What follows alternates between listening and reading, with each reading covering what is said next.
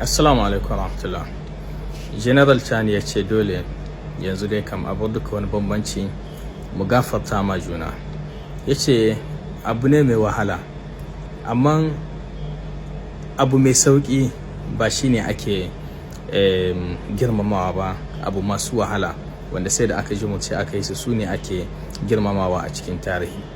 Tambaya yanzu nan, babban tambaya cikin ƙwaƙwalon duka 'yan Nijar. Su wane ne ake so a yahe ma? Tunda dole dai magana ne ake na ƙasa.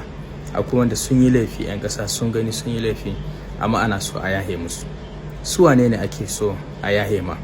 A wannan kuma tafiyan yaya ne za a yi a yarda da cewa idan an yaye musu a cikin zuciyansu su ma kam sun tuba sun kama ne don a gyara ƙasa, ba za su yaudari ƙasa ba, ba za su yaudari 'yan ƙasa ba, kamar yadda muka gani a lokaci da suka wuce.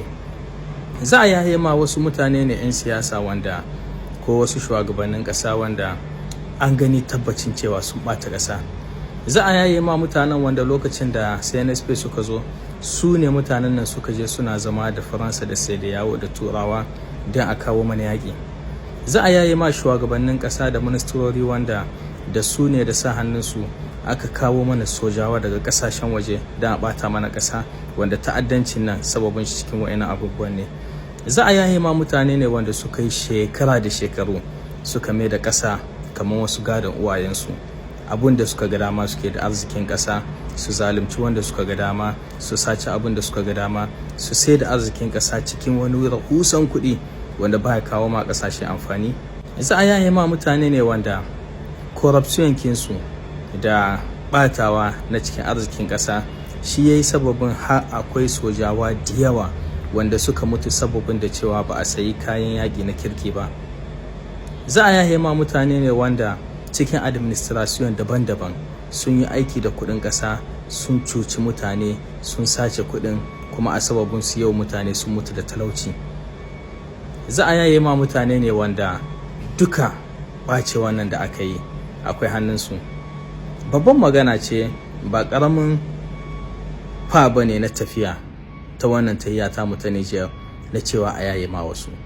Tabbaci akwai wanda yau 'yan Nijar ba su iya yahe musu. Wannan ra'ayin mutane da yawa na 'yan Nijar. Akwai wanda zai yi wuya a yahe musu, tunda abin da suka yi ma Nijar kuma abin da suka yi ma ɗan Nijar ba ƙaramin abu ba ne, ba kamar laifi ba ne.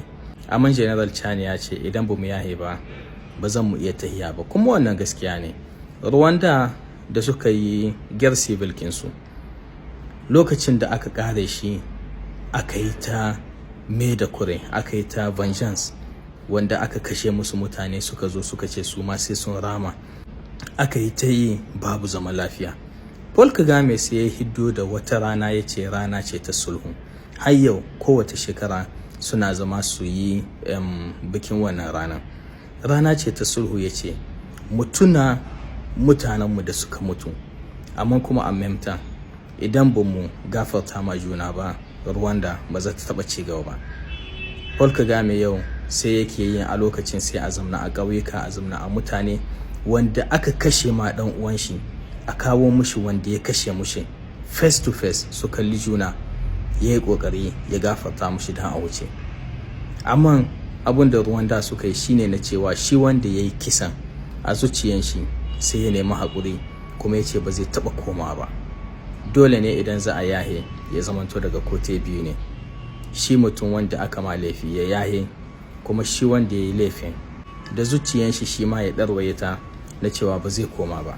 Satuttukan nan masu zuwa a ƙasarmu Nijar akwai babban magana za ta yi to, wanda lokacin da za a hiddo bayani na shaft na tafiya da za a zo a tsara reconciliation national. Mu da 'yan ƙasa fatanmu ko menene ake ciki ya zamanto alheri ne ga ƙasarmu Nijar, ya zamanto daga nan kinnan mun tashi ne na tahiya don Nijar ta haɗa kan kowa ɗan Nijar dan ƙasa, kamar yadda muke ga ƙasashen Larabawa nan daga an ce ƙasarsu duka sun tashi sun rikice sai sun kare ta.